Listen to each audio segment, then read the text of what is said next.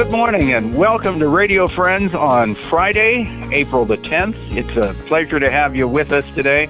As we have been all this week, I'm coming to you from my house, and on the other end of the line, we have our singer, songwriter, and storyteller, Larry Brown, coming to us from his house. Good morning, from my Larry. house. Yeah, good morning. Yeah.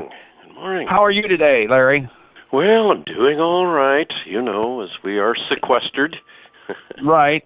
It's a little bit different for all of us. In my 74 years on this earth, this is the first time that I've really gone through anything like this, and I'm sure it's the same with you. Oh, it's true, and we all are experiencing various kinds of stresses because of these changes and our normal patterns, and not as many hugs these days.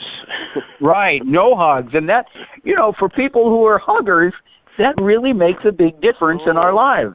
Sure. And it's the fear and just unknown that does get to us all, probably. We may not know all of the stresses that we're having internally either. So Larry, how do we try to avoid this fear? How do we avoid letting it get out of hand in our heads? Well, two things that I think about, particularly as a storyteller, and that's our memories.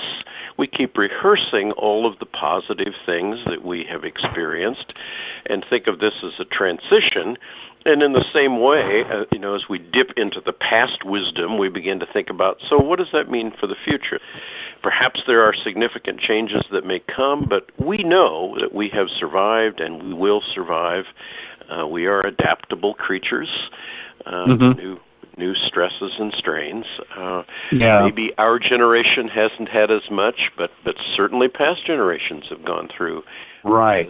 And that's important that we do need to keep in mind that we will get through this and we will survive. Yeah. And you have a story along those lines? Yes, I do. This is a story that comes out of Native American heritage, a couple of different sources, and after the story I'll talk about where it comes from, and then some of the appropriate symbolism, I think, for our age that comes out of this story as well. And it's called The Legend of the Red-Winged Blackbird. All right, here's Larry Brown from his house with The Legend of the Red-Winged Blackbird. A great fire was sweeping across the forest, a larger fire than any creature had ever experienced. And all of the animals were fleeing or hiding, trying to avoid this ravaging fire that was going through the woods. Now, the fish and the beaver and the otter, those that spend their time in the water, just went deeper, went out into the middle, and were able to avoid the flames. And those animals that could dig deep, that could burrow in, the groundhog and the mole and the prairie dog, they were all going deeper and deeper into the dirt. And the big animals that had powerful muscles who could run and escape got out ahead of the fire. The deer and the bear and all of the cats, they were running as fast as they could to avoid the fire. And of course the birds, they were able to fly away and to get above it and away from it. It was, however, a rather insignificant little gray bird that was paying attention to who was left behind. As she was herself fleeing, she noticed, the little animals, those that were too slow and couldn't run fast, those that couldn't dig deep fast enough, those that weren't comfortable in the water, and even the smallest of the insects, what were they going to do?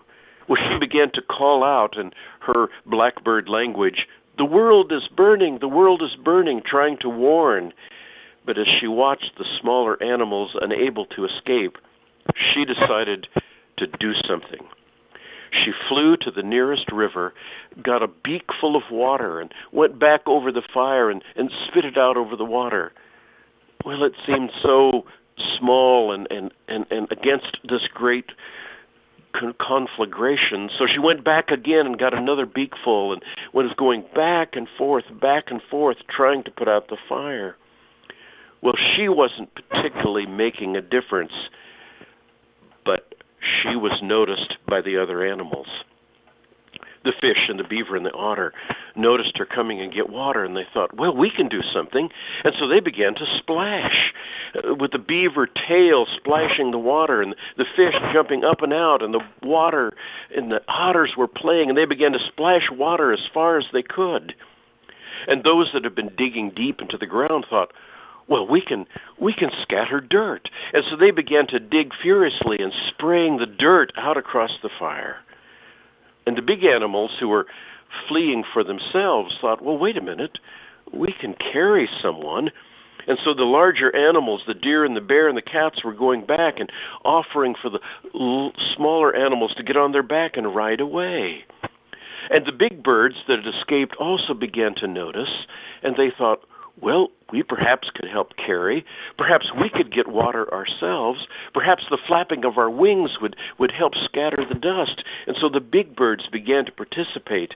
And when all of the animals of the forest began to do their thing with water and with dirt, they began to put out the fire.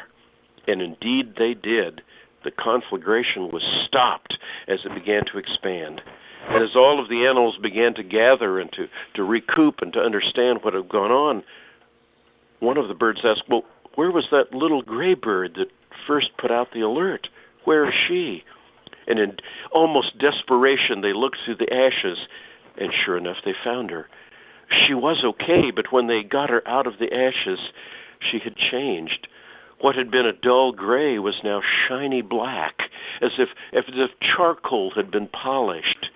And there they noticed on her shoulders 2 red blotches where she had worked so hard flapping her wings and perhaps even singed by the fire, 2 red splotches. Well, as they all celebrated in what they had done, then they began to understand that she was now a new person.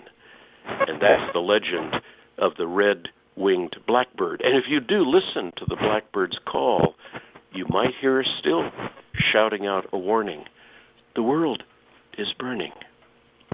The Red-Winged Blackbird. Oh, Larry, that's a beautiful, beautiful story. And, you know, I have a Red-Winged Blackbird that lands on one of the trees that I hear every summer. Yeah, that's beautiful, and the moral is wonderful, talking about all of us working together.